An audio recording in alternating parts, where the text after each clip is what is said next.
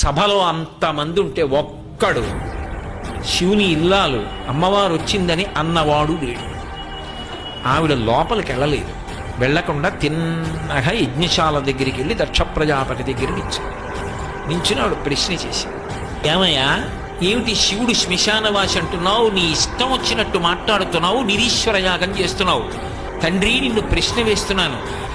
లోకంలో పైకి అమంగళంగా కనపడతాడు, ఏదో కపాలమాల వేసుకుంటాడు, కానీ నిజంగా లోకంలో ఏదైనా అమంగళమైంది కనపడింది అనుకోండి, శివశివ అంటాడు. ఆయన పైకి అమంగళంగా కనపడతాడు, కానీ ఆయనంత మంగళప్రదుడు లోకమనందు లేడు. నీకు తెలియదా ఈ విషయం? ఆయన చేతకాక పట్టుకున్నాడా? ఆయన శ్మశానంలో ఎందుకుంటాడో నీకు తెలీదా?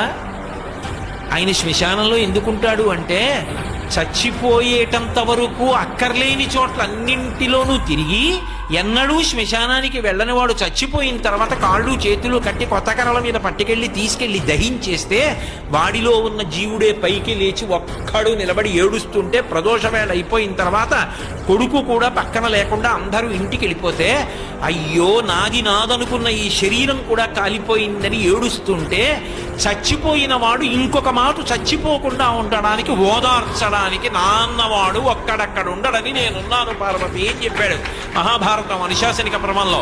అంతటి ఉదారుడు నీకు తెలియదా? ప్రజాపతివి, నీ తండ్రి బ్రహ్మగారు కోరితే కదా అక్కడ ఉంటున్నాడు తప్ప ఆయనకి చేతకాక కైలాసం ఉన్నవాడు అక్కడ ఉంటున్నది.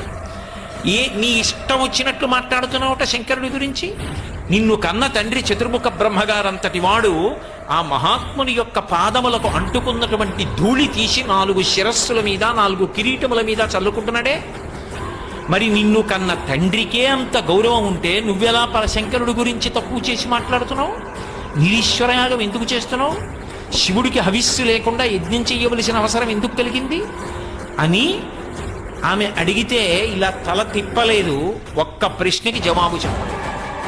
ఆవిడ చూసింది, శంకరుణ్ణి రుద్రుణ్ణి చెయ్యాలి, అప్పుడు తప్ప ఈ వ్యవస్థకి జవాబు దొరకదు.